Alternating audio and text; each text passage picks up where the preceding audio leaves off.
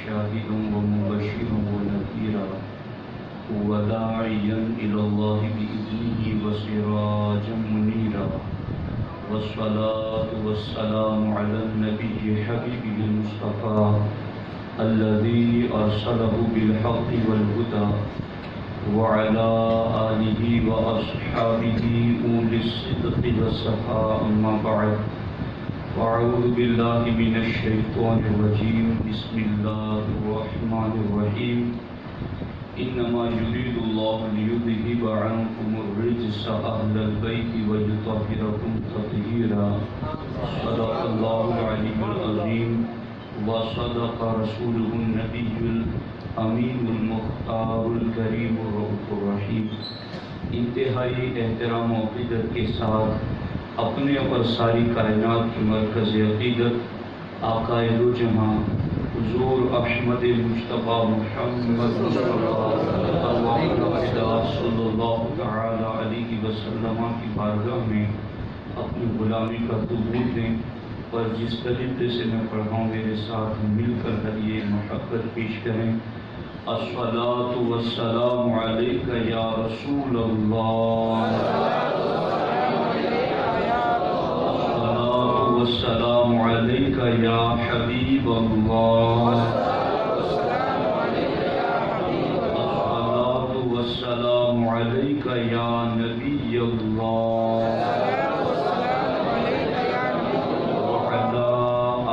وأصحابك يا نور الله صلى الله تعالى عليه وسلم.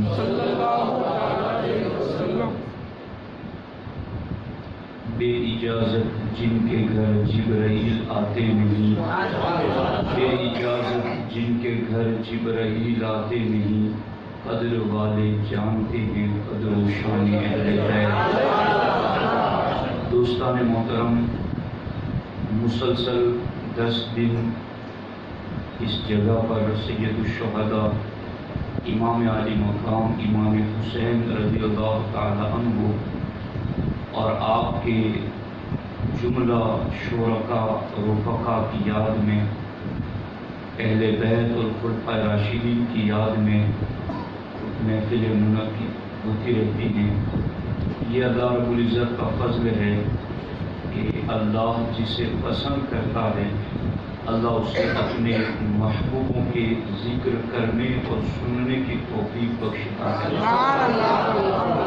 الحمدللہ رب العالمین، اللہ نے ہمیں یہ توفیق بخشی ہے کہ ہم اہل بیت اطہار اور خلفائے راشدین رضی اللہ تعالی عنہم اجمعین کی یاد میں شریک اجتماع ہیں. دوستان محترم، اہل بیت سے محبت اور کیوں محبت؟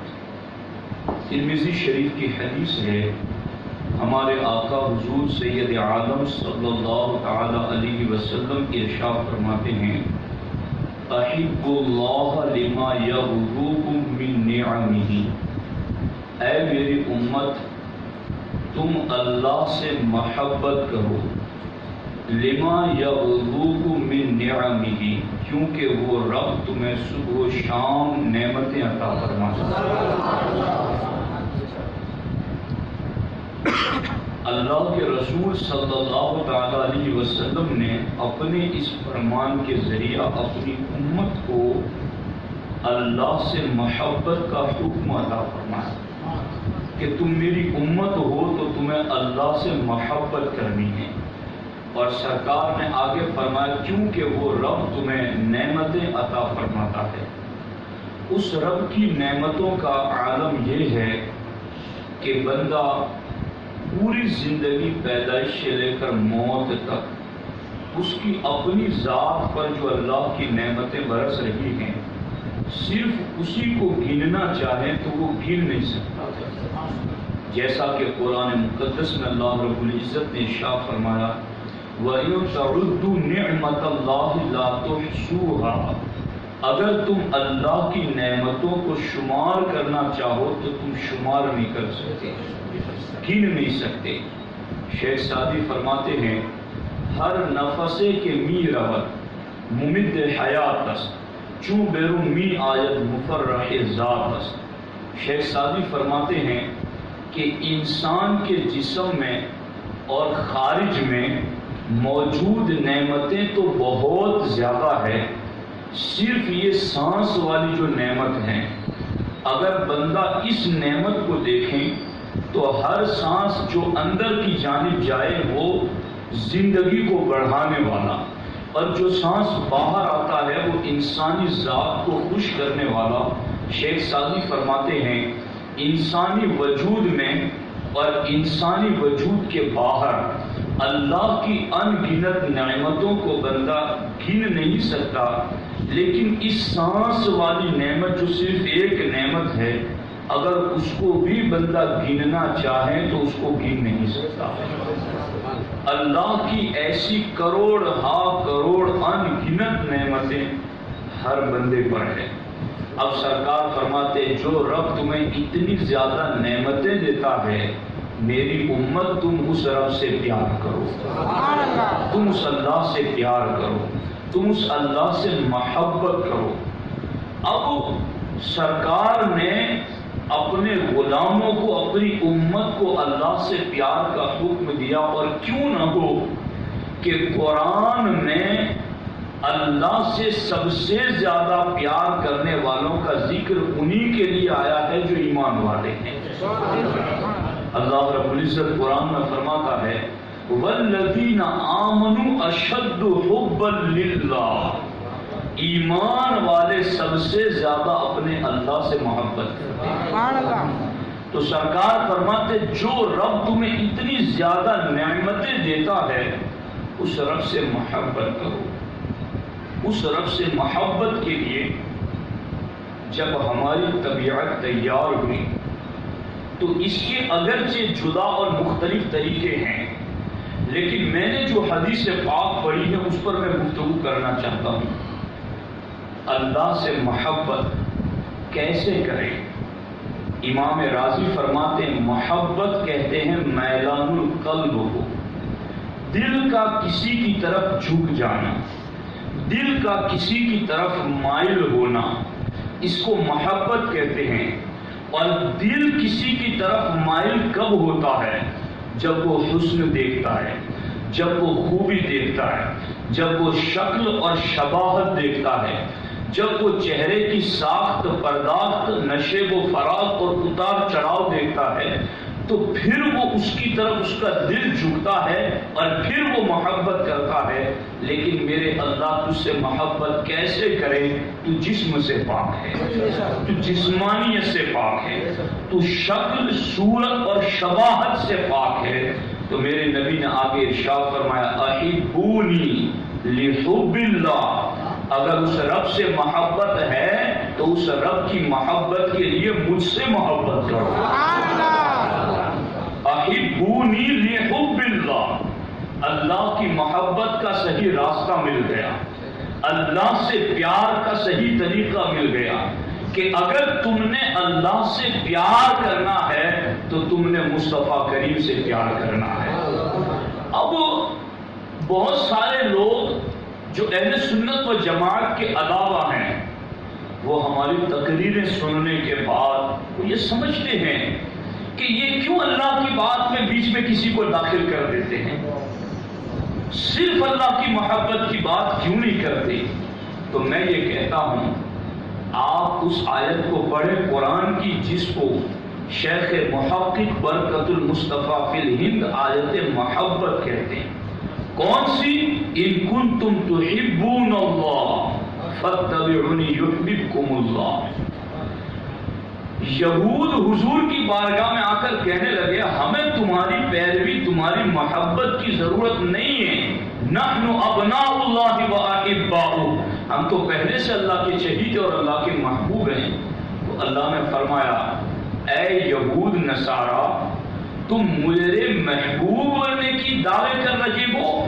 ان کنتم تحبون اللہ فاتبعونی یحببکم اللہ، اگر تمہیں مجھ سے پیار ہے اور تم میرے محبوب بننے کا دعویٰ کرتے ہو تو میں رب تمہیں کہتا ہوں میں تمہارے تمہاری محبت اسی وقت قبول کروں گا جب تم میرے محبوب سے پیار کرو۔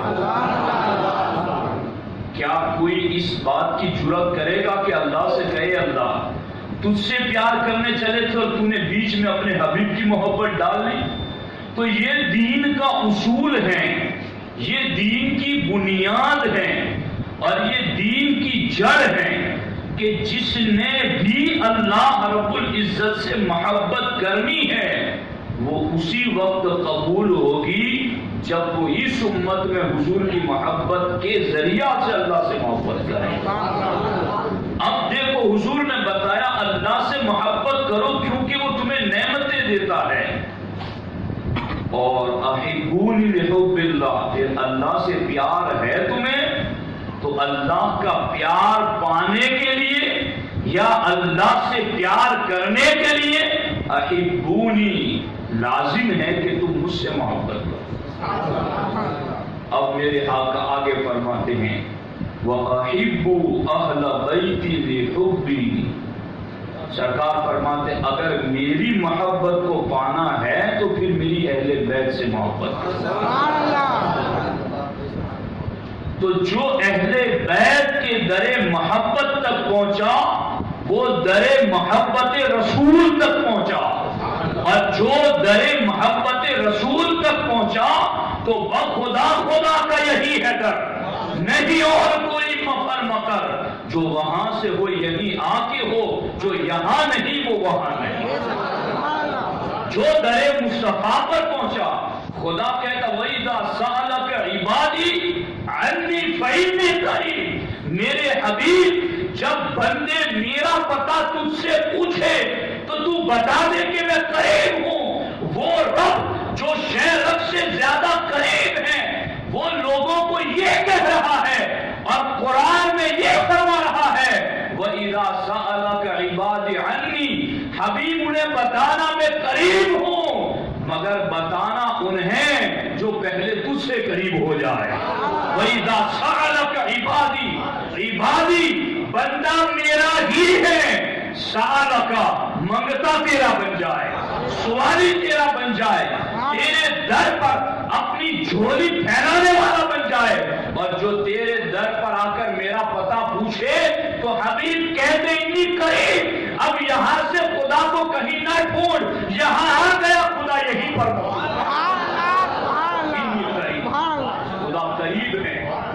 تو دیکھو یہاں پر در اہل بیت تک پہنچا، وہ در رسالت مآب تک پہنچا، اور در رسالت مآب وہی بارگاہ خداوندی ہے، وہی در بارگاہ الہی ہے، وہی اللہ رب العزت کی بارگاہ ہے۔ اب دیکھو یہاں پر سرکار نے اپنی محبت اور اپنی اہل بیت، اللہ کی محبت سے پہلے اہل بیت کی محبت کو بطور بنیاد ذکر فرمایا۔ اب اگر آپ کو کوئی بندہ ایسا ملے کہ نہیں میں تو صرف اللہ سے پیار کرتا ہوں اور حضور سے پیار نہیں کرتا، تو پھر آپ کہیں کہ تو اس درجے میں ہے ہی نہیں جس درجے کی بات حضور کر رہے ہیں۔ اور اگر کوئی یہ کہے میں حضور سے پیار کی بھی بات کرتا ہوں اور اللہ سے بھی پیار کی بات کرتا ہوں اور اہل بیت سے پیار کی بات نہ کریں، تو پھر اسے بھی کہہ دو تو بھی اس درجے میں شامل نہیں جس درجے میں شمولیت کا حضور حکم دیتے ہیں۔ جس نے رب سے پیار کرنا ہے اس نے حضور سے پیار کرنا ہے، اور جس نے حضور سے پیار کرنا ہے اس نے حضور کی اہل بیت سے پیار کرنا ہے۔ یہ پورا سلسلہ ضروری ہے۔ اب یہاں پر اس پر میں حدیث سے بعد میں سناؤں گا کہ اہل بیت کی محبت کو بنیاد قرار دیا اور اس محبت کے فائدے کیا ہیں، لیکن سر دست میں یہ بتانا چاہتا ہوں کہ اہل بیت کی محبت کو اتنی بنیاد بنایا گیا کہ جس کا منکر رب کی محبت کا دعوے دار بھی ہو تو باطل، اہل بیت کی محبت کو اتنی بنیاد بنایا گیا کہ وہ حضور کی محبت کا دعوے دار ہو تو بھی باطل۔ ایسا کیوں ہے؟ ایسا اس لیے ہے کہ اہل بیت سے محبت یہ حفاظت ایمان کا سبب ہے، اہل بیت سے پیار یہ اپنے عقیدے کے تحفظ کا سبب ہے۔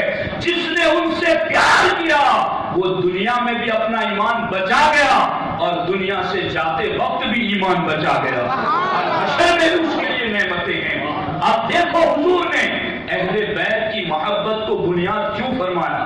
میرے آقا چونکہ اپنی امت پر رؤوف و رحیم ہیں، اپنی امت پر شفیق ہیں، امت کو سیدھی راہ کن کن چیزوں سے ملے گی حضور سب کچھ بتا گئے۔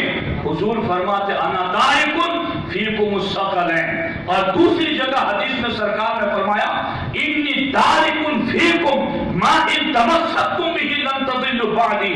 سرکار فرماتے میرے صحابہ اور میری امت میں تم میں دو بھاری اور قیمتی چیزیں چھوڑ کر کے جا رہا ہوں، اگر تم نے ان کو تھام لیا تو تم گمراہ نہیں ہوگے۔ وہ دونوں چیزیں کون سی ہیں؟ سرکار فرماتے احدہما اعظم من الاخر، ان دو میں سے پہلی والی جو چیز ہے وہ دوسری سے زیادہ عظمت والی، دوسری سے زیادہ افضل، وہ کون سی ہے؟ کتاب اللہ، وہ ہے اللہ کی کتاب جو میں تمہیں چھوڑ کر جا رہا ہوں۔ فیہ الہدی والنور، سرکار فرماتے اس کتاب اللہ میں ہدایت بھی ہے اور نور بھی ہے۔ کتاب اللہ بھی ہے، کتاب اللہ میں ہدایت بھی ہے اور نور بھی ہے۔ اور خدا کی قسم سنو غور سے اور توجہ کے ساتھ، سرکار فرماتے فخذوا بکتاب اللہ واستمسکوا بہ، جس کتاب اللہ کو تم میں ہدایت کے لیے چھوڑ کر جا رہا ہوں اس میں نور ہدایت بھی ہے، اس میں نور کامل بھی ہے، تو اس کتاب کو تم مضبوطی سے پکڑے رہنا، اس کتاب کو تم مضبوطی سے تھامے رہنا۔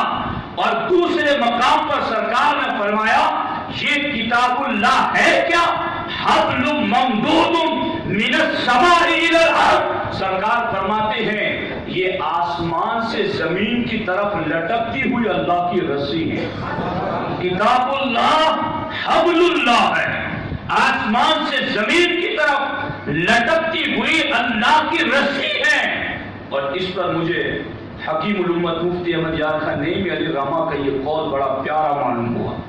فرماتے ہیں آپ کہ یہاں پر حضور نے قرآن کو حبل اللہ قرار دیا۔ فرماتے ہیں یہ دنیا ہمارے لیے ایک کنواں ہے اور اس کنویں میں ایمان اور عمل صالح کا میٹھا پانی بھی ہے، اور اس کنویں میں کفر اور گناہ کی دلدل بھی ہے، اور ہمارا وجود اہل ایمان کا ڈول کی طرح ہے۔ اگر ڈول رسی سے جڑی رہے گی تو اس دنیا کے کنویں میں کفر اور گناہ کے دلدل میں یہ ڈول پھنسے گی نہیں، چونکہ رسی سے جڑی ہوئی ہے تو ایمان اور نیک عمل کا پانی بھر کر کے اوپر جائے گا۔ اب دیکھو اس پر غور کرو، مفتی احمد یار خان نعیمی علیہ رحمہ فرماتے ہیں واعتصموا بحبل اللہ، اس میں حبل اللہ کی تفسیر میں امام جعفر صادق رضی اللہ تعالیٰ عنہ فرماتے ہم اہل بیت اللہ کی رسی ہے۔ تو حبل اللہ قرآن بھی ہے اور حبل اللہ اہل بیت مصطفیٰ بھی ہے۔ اب مفتی احمد یار خان نعیمی علیہ رحمہ فرماتے ہیں اگر قرآن کو حبل اللہ مانو تو جو تم اہل ایمان ڈول بن کر اس رسی سے چمٹ گئے، تو حبل اللہ اگر قرآن کو مانتے ہو تو پھر اس رسی کو کھینچنے والے مصطفیٰ ہیں، اور وہ اگر تم اہل بیت کو مانتے ہو تو بھی اس حبل اللہ کی رسی کو کھینچنے والے حضور ہیں۔ یعنی اگر تمہیں اس دنیا کے کنویں سے کفر، نفاق اور گناہ کے دلدل سے نکل کر کے ایمان اور عمل کا پانی لینا ہے تو اپنے اس ڈول کو حبل اللہ سے جوڑ لو، چاہے حبل اللہ قرآن کو مانو، چاہے حبل اللہ اہل بیت کو مانو، اپنی ڈول کو اس رسی سے جو کتاب اللہ اور اہل بیت کی ہے جوڑ لو، اور پھر حضور سے رشتہ مضبوط کرو تاکہ حضور اس رسی کو کھینچے اور تم ایمان اور عمل صالح اپنی ڈول میں لے کر رب کی بارگاہ میں پہنچ جاؤ۔ یہ ہے ایک چیز جس کو سرکار نے فرمایا تم پکڑو گے تو گمراہ نہیں ہوگے، یہ بھاری چیزیں سرکار فرماتے ہیں۔ دوسری چیز والآخر اہل اطرتی اہل بیتی، وہ میری اہل بیت اور میری اولاد، یہ دونوں اگر تم مضبوطی سے تھامو گے تو گمراہ نہیں ہوگے۔ میں یہاں پر اپنے سنی بھائیوں سے یہ بات کہنا چاہتا ہوں، ہمارے کئی بھولے بھالے لوگ، انہیں سمجھ میں نہیں آتا دیوبندیت، غیر مقلدیت اور سنیت میں فرق کیا ہے۔ میں یہاں آپ کو کتاب کے حوالے دے رہا ہوں، میرے بیگ میں کتاب ہے، ایک کتاب کا نام ہے اظہار حق، اس کے رائٹر ہیں مولانا نذر محمد قاسم جی دیوبندی، اور اس کتاب کے فرنٹ پیج پر تقریض لکھی ہے دارالعلوم دیوبند کے محتمم نے، اور کہا کہ اس کتاب میں جو کچھ لکھا ہے سب حق لکھا ہے، اور اس کتاب کے صفحہ نمبر 13 پر لکھا ہے کہ امام حسین کے قتل کو یزید کے سر نہیں ڈالا جا سکتا، اور پھر اس کتاب کے رائٹر نذر محمد قاسمی نے لکھا کہ ہمارے دارالعلوم دیوبند کے اپنے زمانے کے محتمم قاری طیب صاحب، انہوں نے تو یزید کو متقی اور امیر المومنین کے لقب سے یاد کیا۔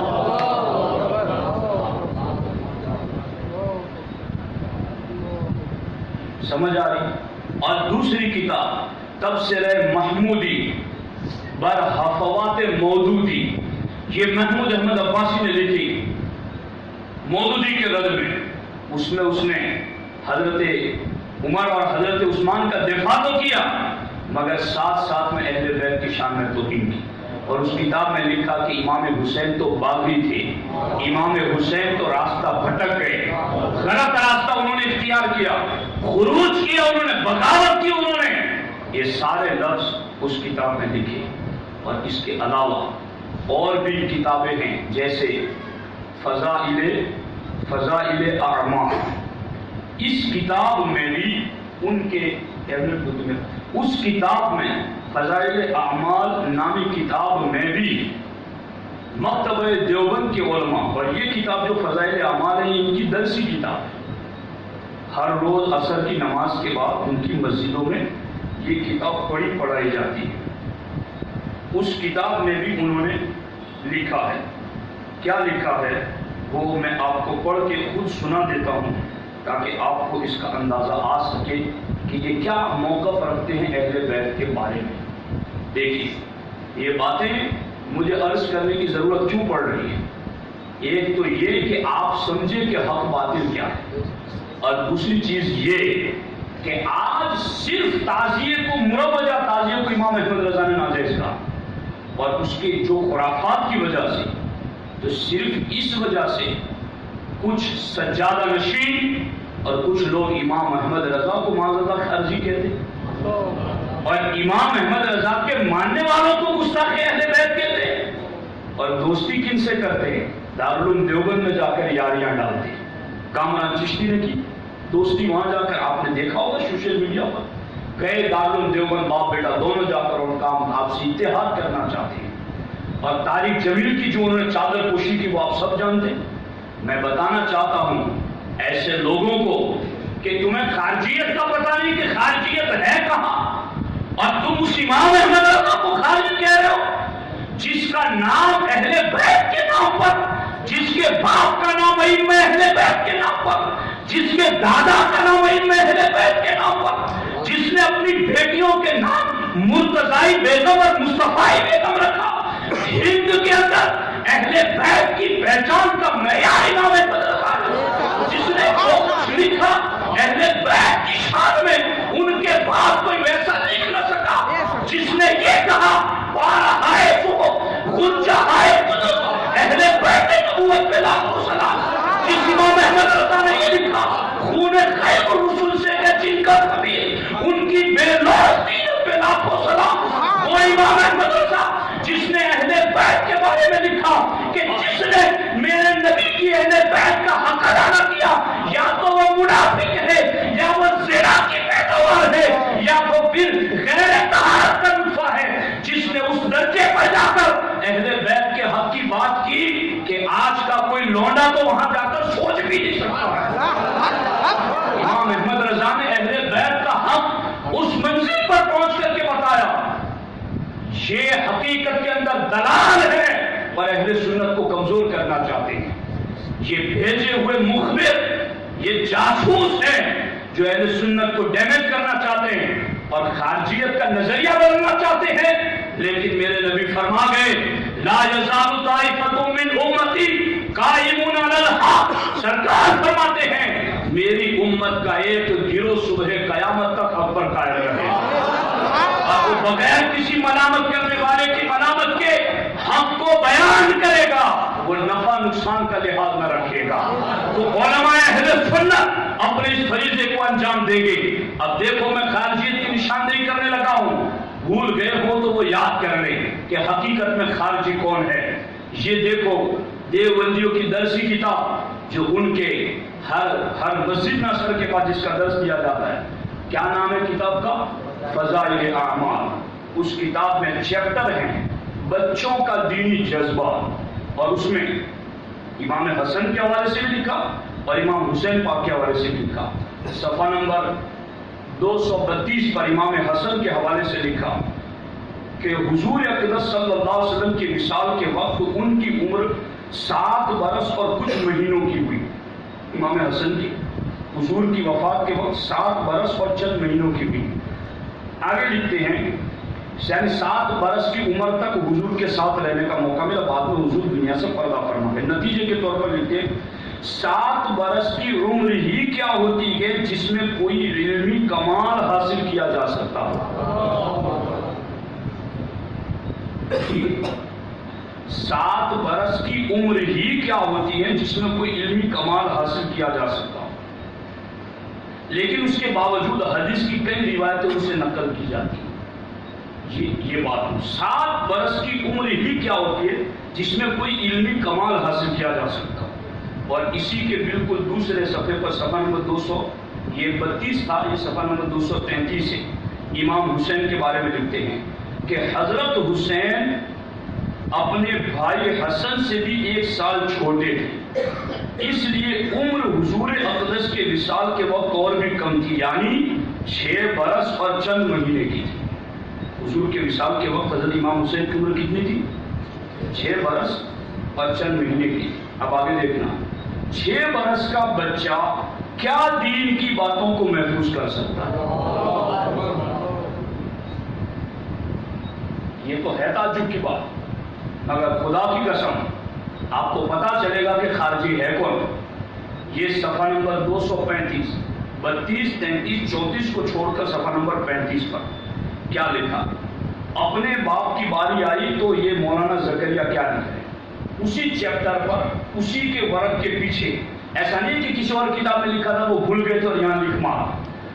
اسی صفحے کے بالکل جسٹ پیچھے کیا لکھا کہ میں نے اپنے والد صاحب سے بھی بارہا سنا. مولانا زکریا کہتے ہیں کتاب کے رائٹر، میں نے اپنے والد صاحب سے بھی بارہا سنا اور اپنے گھر کی بوڑھیوں سے بھی سنا ہے کہ میرے والد صاحب کا جب دودھ چھوڑایا گیا ہے تو پاؤ پارا حفظ ہو چکا تھا.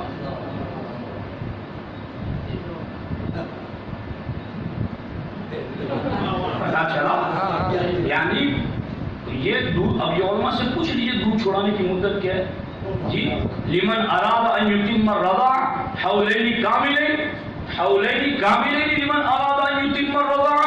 قرآن کہتا ہے جو رضاعت کی مدت پوری کرنا چاہے وہ 2 سال ہے. یوں بچہ کسی کا دودھ پی لے کسی عورت کا تو 2.5 سال کی عمر تک پیے گا تو بھی اس کی رضائی ماں بن جائے. لیکن سبھی ماں کو دودھ پلانے کا 2 سال کا ہوتا ہے. 2 سال میں چھوڑا دے اور 2 سال سے 2.5 سال یا 2 سال سے پہلے بھی اگر کسی عورت کا 2.5 سال کے اندر وہ پیے گا تو وہ رضائی ماں بن جائے اور وہ حقوق جملہ بھائی بہن کے وہی کریں گی. اب یہ کہتے ہیں کہ دودھ چھڑایا گیا ہے تو پاؤ پارا حفظ ہو چکا ہے. ظاہر سی بات ہے 2 سال پہلے ہی 2 پاؤ پارا حفظ ہو چکا ہوگا. دیکھو اور ادھر کیا کہہ رہے 7 برس کا بچہ کیا علمی کمال حاصل کر سکتا ہے اور 6 برس کے بچے کو کیا دینی بات یاد ہو سکتی ہے. سمجھ آ رہی؟ اسی پر نہیں ہے، آگے میں پڑھوں گا آپ کے سامنے پوری بات. دیکھو آگے لکھا اور 7ویں برس کی عمر میں مولانا زکریا کہتے ہیں میرے والد صاحب دودھ چھوڑایا گیا تو پاؤ پارا ہو اور 7 برس کی عمر میں قرآن شریف پورا حفظ ہو چکا تھا۔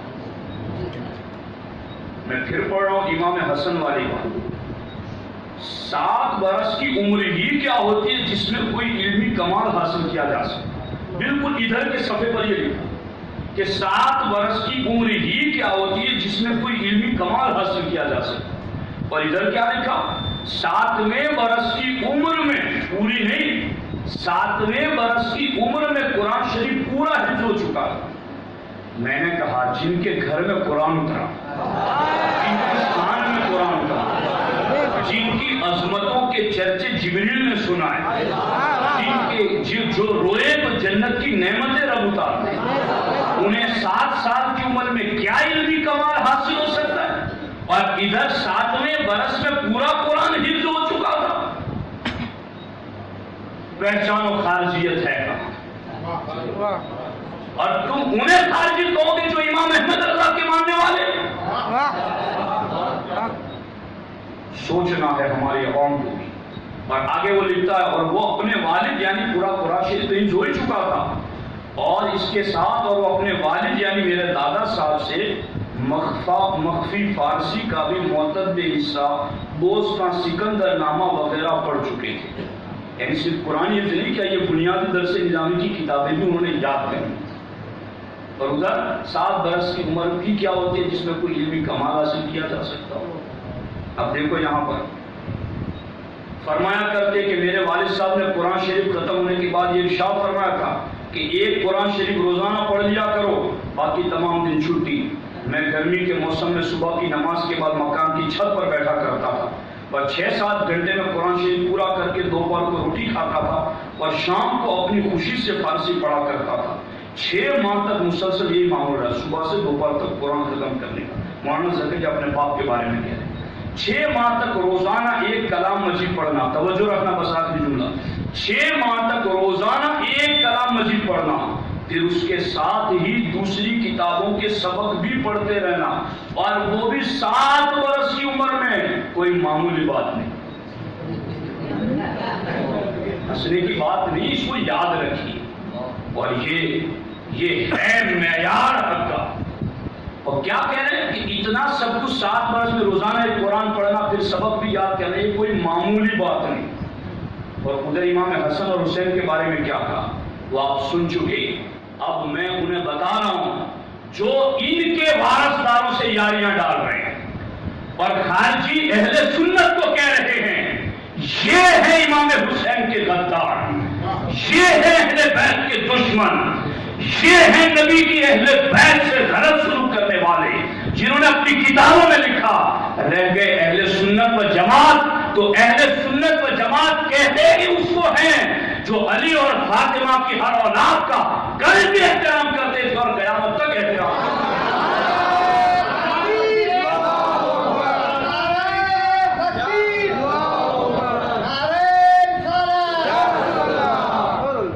آپ محفوظ کر رہے ہیں چیزوں کو۔ اب میں کہہ رہا ہوں یہ میں مضمون سے ہٹا نہیں، مجھے اپنا مضمون پورا یاد ہے۔ اب سرکار نے کہا کتاب اللہ اور اطرت اہل بیت، ان دونوں سے جمے رہو۔ میں کہتا ہوں کہ یہ جو کہہ رکھے گئے کہ امام حسین بھٹک گئے، راستہ بھول گئے اور انہوں نے بغاوت کی گئی، میں کہتا ہوں یہ راستہ کیسے بدلتے؟ میرے نبی تو فرماتے جو ان کو تھام لے گا وہ راستہ بھٹک نہ سکے گا، ان کو پکڑ لے گا وہ گمراہ نہ ہو سکے گا۔ ماں ان تمسکتم بھی لن تضلوا بعدی، جو ان کو تھام لے گا۔ سرکار سند دے کر ہمیں گئے ہیں، میں سند دیتا ہوں کہ تم کبھی ہدایت سے بہک نہ سکو۔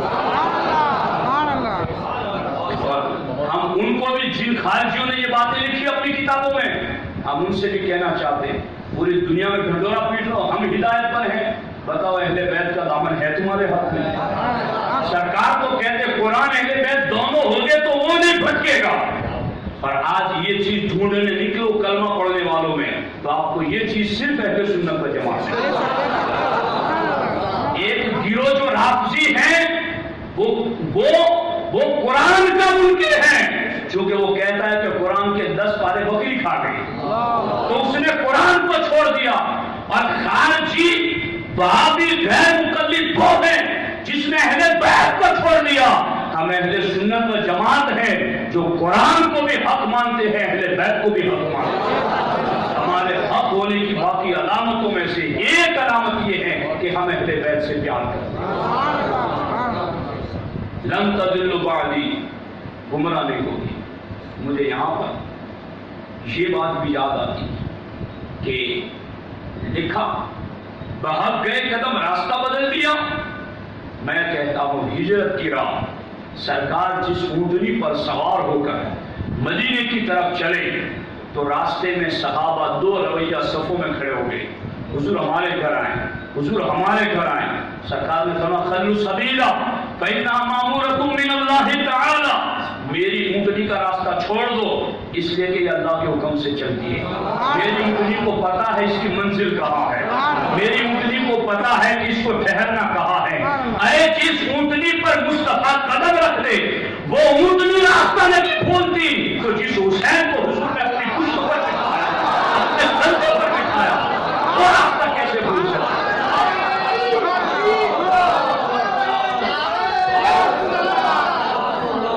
और कौन को इस चीज पर मुझे यहाँ पर फिर दाता गंज बख्शली हजवेरी याद आ रही। महफूज शरीफ में दाता साहब फरमाते हैं कि एक मर्तबा अपने हुजरे में सरकार ने इमाम हुसैन पाक को अपनी पुश्त पर बिठाया और बिठाकर हुजूर अपने पांव और हाथ जमीन पर रखकर सरकार उन्हें गश्त करा रहे थे। इतने में इमाम हुसैन पाक रज़ियल्लाहु तआला अन्हु ने कहा कि हुजूर सवारी के मुंह में तो लगाम भी होती है, तो सरकार ने एक धागा लिया अपने मुंह में डाला और उसको दोनों सिरे इमाम हुसैन के हाथ में पकड़ा दिए और फिर इमाम हुसैन जिधर का धागा खींचते हुजूर मकान में उधर ही गश्त फरमाते, जिधर इमाम हुसैन चाहते उधर ही हुजूर चलते। इस हदीस को लिखने के बाद दाता गंज बख्शली हजवेरी इमाम सूफिया सुल्तान सूफिया, वो सूफियों का वलियों का इमाम जिनकी चौखट पर सुल्तानुल हिंद गरीब नवाज भी 40 दिन तक चिल्ला करके ये कहते हुए नजर आते हैं गंज बख्श फैज आलम मजहरे नूर खुदा नाकिसारा पीरे कामिल कामिल आला रहनुमा, वो दाता गंज बख्श अली हजवेरी नतीजा निकालते हुए इरशाद फरमाते गए आज हुसैन नबी की पुश्त पर बैठ करके जिधर धागा खींचते हैं हुजूर हुसैन की मर्जी पर अपने मकान में इसलिए चलते हैं कि हुजूर जानते हैं आज मकान में हुसैन की मर्जी पर मैं चलूंगा, कल करबला में हुसैन मेरी मर्जी पर चलेगा। जिधर मेरा इशारा होगा हुसैन का कदम उधर चलेगा और जिधर मुस्तफा का इशारा हो भला उधर कदम बहक कैसे सकते हैं, कदम भटक कैसे सकते हैं। इमाम हुसैन तो इमाम हुसैन है। मैं दाता साहब की एक और इनादत करूं, इमाम आजम का चैप्टर दाता साहब की किताब में आप पढ़े कश्फुल महजूब शरीफ में दाता साहब कहते हैं मैं शाम में हजरत बिलाल के मजार पर सोया हुआ था। इसे ये भी पता चला कि उस जमाने में भी मजारात थे। दाता साहब 4वीं सदी हिजरी के आज से 1000 साल पहले तबे ताबईन का जमाना। दाता साहब कहते मैं हजरत बिलाल के मजार पर सोया था और मैंने ख्वाब में यूं देखा कि मैं हरम में हूं और अल्लाह के रसूल सल्लल्लाहु अलैहि वसल्लम बाबे बनी शैबा से हरम में किसी बुजुर्ग शख्स को अपने हाथों में उठाए हुए अंदर तशरीफ ला रहे हैं। दाता साहब कहते हैं कि मैं आगे बढ़ा और मैंने हुजूर के कदमों को चूम लिया और ख्वाब में हुजूर के कदमों को चूमते चूमते मेरे दिल में ख्याल आया ये बुजुर्ग कौन होगा जिसे हुजूर चलने नहीं देती बल्कि खुद उठाए उठाए चल रहे हैं। दाता साहब कहते हैं ख्वाब में दिल में जो ख्याल आया सर उठाया तो हुजूर ने बगैर पूछे बताया ये मेरी उम्मत का इमाम अबू हनीफा है, ये मेरी उम्मत का इमाम अबू हनीफा है। इसको जिक्र किया ये है ख्वाब मगर वली का ख्वाब है, ये है ख्वाब मगर वो ख्वाब अगर मोतबर ना होता तो इल्म तसव्वुफ की बुनियादी किताब में इस ख्वाब को जिक्र न करते और फिर ये कि किसी का ख्वाब जिक्र करके मैं नतीजा निकालूं आप नतीजा निकालें। दाता साहब अपना ख्वाब खुद लिखते हैं, बताते नहीं, बयान नहीं करते, لکھتے ہیں کتاب میں اور لکھ کر کے پھر اس خواب کا نتیجہ بیان کرتے ہیں۔ داتا صاحب نتیجے میں لکھتے ہیں کہ چونکہ ہر مجتہد کے بارے میں حضور نے فرمایا کہ مجتہد جب اجتہاد کرے گا تو اس کی دو پوزیشنیں ہوگی، یا تو وہ خطا پر ہوگا یا ثواب پر ہوگا۔ مجتہد اجتہاد کرتے ہوئے اگر خطا بھی کر جائے تو اسے ایک ثواب ملے گا، اور اگر مجتہد اجتہاد کرتے ہوئے درست نتیجے پر پہنچ جائے تو اسے ڈبل ثواب ملے گا، اجتہاد کا بھی ثواب اور درست نتیجہ پانے کا ثواب۔ ہر مجتہد کے اجتہاد کے متعلق یہ بات ہے، ممکن ہے وہ مخطئ ہو، ممکن ہے وہ مصیب ہو، ممکن ہے وہ درست نتیجے پر ہو، ممکن ہے وہ غلط نتیجے پر ہو، لیکن داتا صاحب کہتے ہیں جب سے میں نے ابو حنیفہ کو دیکھا ہے کہ حضور نے انہیں چلنے نہیں دیا، انہیں انگلی پکڑ کے نہیں چلایا، ان کو پیچھے نہیں چلایا، بلکہ حضور نے ان کو اپنی گود میں اٹھا کر چلے ہیں، تو داتا صاحب کہتے ہیں کہ اس خواب کا نتیجہ یہ ہے کہ ابو حنیفہ اگر خود چلتے تو ممکن تھا ٹھوکر لگ جائے، ابو حنیفہ خود چلتے تو ممکن تھا دائیں بائیں نظر چلی جائے، مگر جب حضور انہیں اپنی گود میں اٹھا کر چلتے ہیں تو داتا صاحب کہتے ہیں کہ میرا ایمان ہے ابو حنیفہ کا اجتہاد ہر خطا سے پاک ہے، ابو حنیفہ کا اجتہاد ہر غلطی سے پاک ہے۔ اب سنو یہ بات، داتا صاحب نے امام اعظم کو حضور کی گود میں دیکھا، مگر ظاہر میں نہیں، خواب میں دیکھا، مگر امام حسین کو گود میں نہیں، کندھے پر مدینے کی گلیوں میں ہر صحابی نے دیکھا، اور حضور انہیں کندھے پر بیٹھا کر مدینے کی گلیوں میں اعلان کرتے، جس نے مجھ سے پیار کرنا ہے میرے حسین سے پیار کرے، جسے مجھ سے پیار ہے وہ میرے حسین سے پیار کرے۔ ارے خواب میں حضور جسے گود میں اٹھائے وہ اجتہاد میں خطا نہیں کرتا، حیات ظاہری میں جسے نبی ہر دن اپنے کندھے پر اٹھائے، جسے نماز میں نبی اپنی پشت پر بٹھائے، جس کے لیے نبی اپنے سردوں کو طویل کر دے، پھر ہم بھی کہتے ہیں داتا صاحب کی اطاعت میں ان کا ہر قدم حق اور ہدایت پر تھا، ان کی منزل حق اور ہدایت پر ہے، وہ نکلے تھے بھی دین کے لیے اور انہوں نے شہادت بھی دی ہے تو دین کے لیے۔ یہ پہنچاؤ انہیں جن کو ابھی تک وہم نہیں جاتا۔ اور میں شیخ صاحب کی وساطت سے آپ کو یہ بات کہوں کہ میں نے پڑھی وہ تفسیر محمودی بر حفوات مودودی، اس کے چند جگہ سے میں نے پڑھا، اس کا وہ جو کچھ اس نے لکھا ہے، اس نے جو امام حسین پر بغاوت وغیرہ کے جو الزامات لگائے، حوالے کیا دیے، فلاں تاریخ کی کتابیں لکھا ہو جی، فلاں تاریخ میں فلاں تاریخ کی کتابیں لکھا ہے۔ میں کہتا ہوں اصول کتنے ہیں وہ بتاؤ دین کی؟ اصول 4 ہیں، کتاب اللہ، سنت رسول اللہ، اجماع امت اور قیاس مجتہد۔ ہے تاریخ کہیں اصول دین میں؟ تاریخ ہے کہیں اصول دین میں کہ یہ بھی ماخذ ہوگا دین کا اور اس سے مسئلے نکالے جائے گا حلال اور حرام کے؟ تاریخ تینکوں کا جوڑ ہے، تاریخ حکومتوں کے دباؤ میں لکھی جاتی ہے، تاریخ تو تاریخ ہے۔ سنو میری یہ بات غور سے، سبا سنابل شریف میں حضرت میر عبد الواحد بالگرامی رحمۃ اللہ تعالیٰ علیہ، جن کی کتاب سب سنابل شریف کے بارے میں امام احمد رضا لکھتے ہیں، یہ بارگاہ رسالت میں مقبول کتاب ہے۔ جس کو پیر کامل کی تلاش ہو، دل نہ جمتا ہو، وہ اس کتاب کو پڑھے، اللہ اس کو پیر کامل کی رہنمائی کر دے۔ ایسی جامع کتاب، اس کتاب میں میر عبد الواحد بالگرامی رحمۃ اللہ علیہ، اور یہ بھی تو دیکھو کہ ہم جتنی بھی باتیں کرتے صوفیہ کی بات ہے، یہ بھی بڑا آج ٹریڈ بن گیا ہے۔ کیا ہم تو صوفی ہیں جی، یعنی تو صوفی ہے تو صوفیت بے غیرتی کا نام ہے؟ صوفیت حق اور باطل کو گھال میل کرنے کا نام ہے۔ یعنی یہ کہتے ہیں کہ یہ جبلال مولویوں کا کام ہے، ہم صوفی لوگ ہیں۔ میں کہتا ہوں یہ میں صوفیوں کو ہی پڑھ رہا ہوں۔ تو نے کن صوفیوں کو پڑھا ہے؟ تو نے کن صوفیوں کو پڑھا؟ ان صوفیوں کو میں نے کل بتایا تھا شاید آپ کو، حضرت جنید بغدادی رضی اللہ تعالیٰ عنہ، ان کے پیر کا نام ہے حضرت سری سختی رحمۃ اللہ علیہ، اور حضرت سری سختی رحمۃ اللہ تعالیٰ علیہ ان کے پیر بھی ان کے ماموں بھی، جنید بغدادی رضی اللہ تعالیٰ عنہ ان کی حیات میں تقریر نہیں کرتے، وہ کہتے تھے میرے ماموں خود میرے پیر ہیں، بیان کرتے میں بھی سنوں گا تم بھی سنو، مگر حضرت اس زمانے میں عباسی خلیفاؤں میں سے ایک خلیفہ شیعہ ہو گیا اور اس نے حکومت کے ذریعہ شیعیت کو رواج دینا چاہا۔ اس وقت حضرت سیدی ستی رحمۃ اللہ علیہ نے اپنے مرید اور اپنے بھانجے سے کہا جنید بغدادی سے بیٹا اب تجھے گفتگو کرنی پڑے گی، اب تجھے بیان کرنا پڑے گا۔ وہ کہتے کہ مامو جان آپ کی موجودگی میں کیا بولوں، آپ سب تو بولتے ہیں، آپ کی بات سب کی سمجھ میں آتی، میں بھی سنتا ہوں، سب سنتے ہیں، ادب میں منع کرتے رہے، یہاں تک کہ جنید بغدادی کے خواب میں حضور تشریف لائے، حضور نے فرمایا کہ جنید اب تجھے گفتگو کرنا ہے، تجھے کلام کرنا ہے، میرا تجھے حکم ہے۔ صبح کو حضرت جنید بغدادی تیار ہوئے خطاب کرنے کے لیے، اتنے میں حضرت سیدی ستی تشریف لائے۔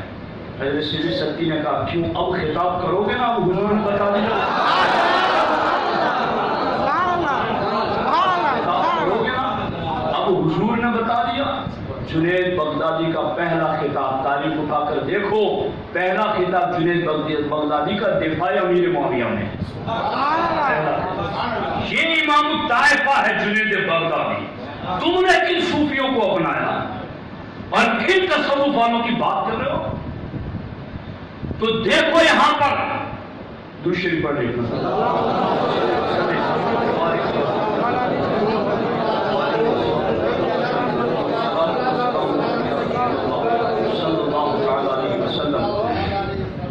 حضرت میر عبد الواحد بلگیرامی رحمۃ اللہ علیہ، یعنی یہ جتنے بھی تفسیر محمودی بر حفوات محمودی، جی میں کہتا ہوں حفوات محمودی، یہ اس کی بکواس ہے جو امام حسین پاک کو اس نے تاریخ کے حوالے دی۔ تو ہمارے نزدیک اصول کتنے ہیں؟ قرآن، سنت رسول، اجماع امت اور قیاس مسلم، تاریخ کہیں بھی اصول، تاریخ تو تاریخ ہے۔ اب میں جو میر عبد الواحد بلگیرامی کی بات کر رہا ہوں، صوفیوں کے امام ہیں، فرماتے ہیں کہ حضور نے بتایا ہے، حضور علیہ الصلوۃ والسلام کا فرمان سنا رہے ہیں، تھوڑی دیر دیکھ لیں آپ ادھر اور اس کے بعد میں گفتگو کرتا ہوں۔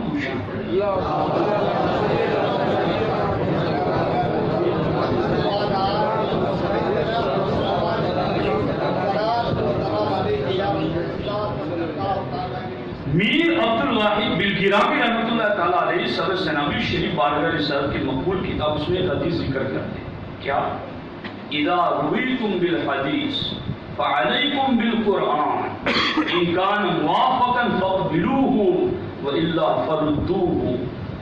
سرکار نے خود فرمایا اپنی امت، اپنے صحابہ کو، میرے صحابہ اذا رویتم بالحدیث، جب تمہارے پاس میری حدیث پہنچائی جائے، فعلیکم بالقرآن، تو میری اس حدیث کو قرآن کے سامنے پرکھنا، قرآن پر پیش کرنا، قرآن پر پرکھنا۔ ان کانا موافقا، اگر وہ میری حدیث قرآن کے موافق و فاقبلوہ تو قبول کر لینا، وَإِلَّا فَرُدُّوهُ، اور اگر میری حدیث تم تک میرا نام لے کر کوئی پہنچے اور قرآن کے خلاف ہو تو اس کو قبول نہ کرنا۔ سمجھ آ گئی ہوگی؟ بس سمجھنے والوں کو تو میں کیا کہنا چاہتا ہوں۔ حدیث کے بارے میں سرکار کہتے ہیں کہ حدیث اگر قرآن کے مقابل ٹھہرے تو اس کو چھوڑ دینا، قرآن کو قبول کرنا۔ میں کہتا ہوں ادھر تم کہتے ہو بغاوت، خروج، ناحق راستہ بھٹک گئے، اور ادھر اللہ فرماتا ہے میں نے ان کو پاک کر دیا جیسا پاک کرنے کا حق۔ تم تاریخ کے ٹیکے چھوڑ کر قرآن پر لانا چاہتے ہو؟ کیا یہ تاریخ کے ٹیکے قرآن کو ناسخ کر دیں گے؟ یہ قرآن کو منسوخ کر دیں گے؟ کیا یہ تاریخ اتنی اہمیت رکھتی ہے کہ اس کی وجہ سے قرآن کے اوپر کوئی زیادتی کی جائے؟ تو یہ تو اصول دین ہی نہیں ہے، یہ تو جو چوتھی جماعت دارالعلوم میں پڑھتا ہے اسے بھی پتا ہے کہ قرآن کے سامنے جب مقابل میں حدیث ٹھہرے، حدیث صحیح بھی ہو تو چھوڑ دی جائے گی، حدیث صحیح بھی ہو تو چھوڑ دی جائے گی، قرآن کے مطلق اور صریح پر عمل کیا جائے گا۔ پر یہاں تو ساری حدیث سے سارا قرآن حسنین کی شان میں بیان ہے۔ تم تاریخ تنکے لا کر ان کے اوپر بوجھ ڈالنا چاہتے ہو؟ اصول دین میں بھی اس کا تو اعتبار نہیں، یعنی دین کے اصول کا بھی تقاضا ہے کہ مانا جائے گا تو قرآن کو مانا جائے گا، حدیث کو مانا جائے گا، اور اس کے مقابلے میں تاریخ آئے گی تو کیا کہا جائے گا؟ تاریخ قابل قبول نہیں، اور تاریخ آپ قبول نہیں کریں گے تو کیا آپ کافر ہو جائیں گے؟ پوچھو ان پاگلوں سے جا کر، تاریخ کا منکر کافر ہوگا نا؟ قرآن کا منکر کافر ہو جائے گا، حدیث کا منکر کافر ہو جائے گا، تو کدھر جا رہا ہے؟ جس کے انکار پر کچھ نہیں اس کو دلیل بنا رہا ہے، اور جس کے انکار پر کفر ہے اس کا کوئی لحاظ ہی نہیں ہے۔ یہی کہا ہے علامہ نظامی صاحب نے کہ دیوبندی بولتا ہے مگر سمجھتا نہیں، یہی انہوں نے کہا تھا، خدا جب دین لیتا ہے تو عقل چھین لیتا ہے۔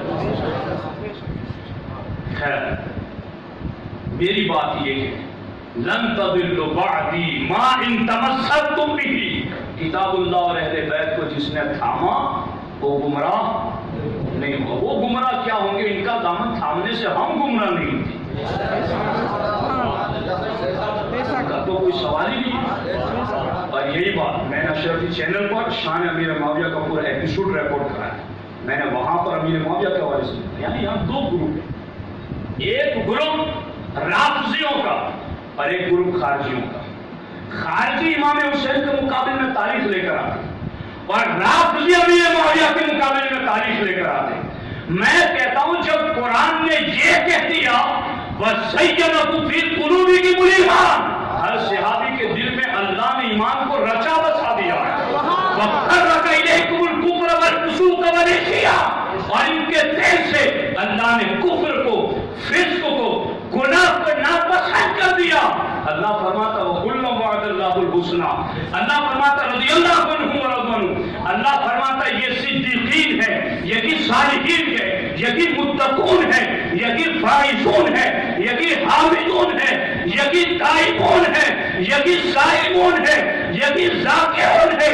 یہ ساری آیت قرآن کی پڑھو، ان کا سب سے پہلا مستحق اور حقدار صحابہ کرام کی جماعت۔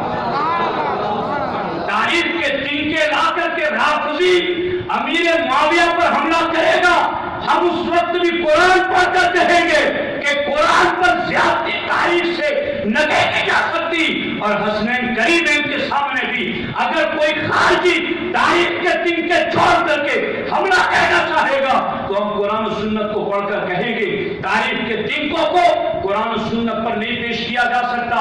ہم اہل سنت و جماعت ہے، نہ امیر معاویہ کے خلاف تاریخ کو مانتے ہیں نہ حسنین کے خلاف تاریخ کو مانتے ہیں، ہم دونوں کے حق میں قرآن کو مانتے ہیں، نبی کے فرمان کو مانتے ہیں۔ دونوں کے حق میں ہم قرآن کو مانتے ہیں، ہم حدیث رسول اللہ۔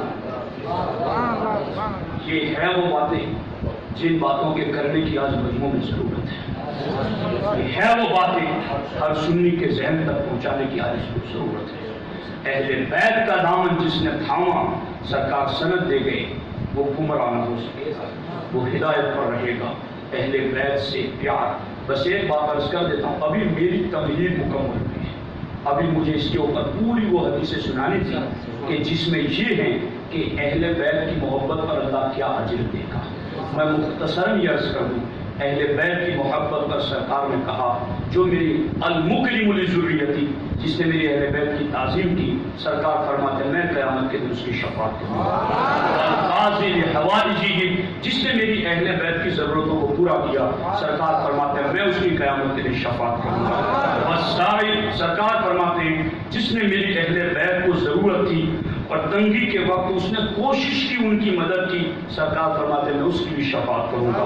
والمحب لهم بقلبه ولسانه، جس نے دل اور زبان سے میری اہل بیت سے پیار کیا، سرکار فرماتے ہیں میں بھی اس کی قیامت میں اس کی بھی شفاعت کروں گا۔ سرکار فرماتے ہیں جس نے میری اہل بیت کی مدد کی، قیامت کے دن جب اس کی مجھ سے ملاقات ہوگی تو میں اس کا بدلہ ادا کر دوں گا۔ اعلیٰ حضرت فرماتے ہیں بدلہ تو امتی ہونے کی وجہ سے بھی سرکار سے شفاعت کا ملنا تھا، مگر اعلیٰ فرماتے ہیں یہ کلمہ کتنا ایمان کو تازہ کرنے والا کہ سرکار نے اپنی ملاقات کی بشارت کی عمل پر دے دی کہ تیری مجھ سے ملاقات۔ اعلیٰ حضرت فرماتے ہیں باقی نعمتیں تو باقی نعمتیں، اہل بیت کی خدمت پر اللہ ہم سے سرکار ہم سے ملاقات کی بشارت دیتے ہیں۔ اہل بیت کی بڑی تعریف ہے۔ ایک بات عرض کرتا ہوں، اہل بیت عمل کریں کوئی نیک تو اس پر اجر، اور ہم غیر اہل بیت اگر کوئی نیک عمل کرے تو اس پر اجر جدا ہے۔ ہم اہل بیت کے علاوہ، حالانکہ میرے پاس وہ اقوال بھی ہیں سنی بزرگوں کی کتابوں کی کہ حضور کی امت کا ہر متقی پرہیزگار حضور کی اہل بیت میں سے، یہ کل مؤمن تقی فہو آل محمد، سرکار نے خود کہا ہے ہر پرہیزگار مومن میری آل ہے۔ تو یہ اس کو سرکار نے شرف دینے کے لیے کہا ہے، ورنہ حقیقت میں وہی ہے جن کا نسب سے رشتہ قائم ہے، وہ ان کی جدا کا نشان ہے۔ تو سرکار فرماتے ہیں قرآن میں من جاء بالحسنۃ فلہ عشر امثالہا، کہ جس نے ایک نیکی کی اللہ اس کو 10 گنا اجر و ثواب دے گا، یہ ہر ایک کے لیے۔ لیکن اہل بیت کا معاملہ 22ویں پارے کا پہلا صفحہ پڑھیں، اللہ فرماتا ہے وَتَعْمَلْ صَالِحًا نُؤْتِهَا أَجْرَهَا مَرَّتَيْنِ، اللہ فرماتا ہے کہ اہل بیت کا کوئی فرد اگر نیکی کرے گا تو ہم اس کو دوہرا اجر عطا کریں گے، یعنی ایک نیکی کا کام کرنے پر ہمیں 10 ثواب ملتے ہیں تو انہیں ایک نیکی کا ثواب، نیکی کرنے پر انہیں 20 ثواب ملے گا، 20 نیکی۔ سمجھ آ رہی؟ یہ ان کی ایک اسپیشلسٹ شان اللہ نے قرآن میں ہے، اور اس پر میں نے دلیل ڈھونڈی تو مجھے اعلیٰ حضرت کی کتاب سے ایک دلیل یہ ملی کہ جنگ موتا میں جب حضرت زید بن حارثہ، حضرت جعفر طیار اور حضرت خالد بن ولید رضی اللہ عنہ اسلامی جنگ میں گئے تھے تو سرکار نے جنگ موتا کا نقشہ مدینے میں بیٹھ کر بتایا تھا، یہ زید شہید ہوئے اور انہوں نے جھنڈا جعفر کو دیا، جعفر شہید ہوا اور یہ جھنڈا خالد سیف اللہ نے دیا اور اللہ نے فتح دی۔ یہ پورا واقعہ حدیث کا آپ جانتے ہیں۔ بات یہ ہے سرکار فرماتے ہیں جب جعفر کو اور زید کو دفنا دیا گیا تو سرکار فرماتے رأیت جعفر ملکا فی الجنت یطیر، او کما قال، سرکار فرماتے میں نے جعفر کو جنت میں فرشتہ بن کر کے اڑتے ہوئے دیکھا، اور سرکار فرماتے میں نے جعفر کا مرتبہ زید سے بلند دیکھا جنت میں۔ سرکار فرماتے ما کنت اظن، میں نہیں سمجھتا تھا کہ جعفر کا مرتبہ زید سے اونچا ہوگا۔ کیوں؟ دونوں ایک جنگ میں شہید، دونوں سپہ سالار، دونوں کے ہاتھ میں علم، اور دونوں ایک درجے میں اخلاص کے ساتھ اللہ کے نام پر قربان ہوئے۔ سرکار فرماتے میں نہیں سمجھتا تھا کہ جعفر کا مرتبہ زید سے اوپر ہوگا۔ سرکار فرماتے میں نے جب یہ منظر دیکھا جنت میں تو میں نے جبریل کو طلب کر لیا اور جبریل سے کہا جبریل یہ کیا معاملہ ہے؟ تو جبریل نے خدمت انجام دیتے ہوئے کہا حضور جعفر اور زید دونوں کا مرتبہ قربانی، شہادت، اخلاص سب ایک جیسا، مگر جعفر کو اللہ نے جنت میں زید سے اوپر اس لیے رکھا ہے کہ جعفر آپ کی اہل بیت سے، جعفر ابن ابی طالب، علی ابن ابی طالب، عقیل ابن ابی طالب، یہ آپ کی اہل بیت سے ہیں۔ تو اللہ کو یہ پسند ہے کہ عمل ایک جیسا سب کریں، مگر وہی عمل آپ کی اہل بیت کرے تو اللہ اجر اس کو زیادہ تھا، اور وہ جنت میں اس کا ظہور ہوا۔ اور سرکار نے دیکھا خوش قسمت ہے اہل سنت و جماعت جو قرآن سے بھی وابستہ ہے، خلفائے راشدین سے بھی وابستہ ہے، اور اہل بیت اطہار سے بھی وابستہ ہے۔ اسی پر ہم نے قائم رہنا ہے اور ہماری نسلوں کو قائم رکھنا ہے۔ اللہ کریم ہم سب کو عمل کی توفیق عطا فرمائے۔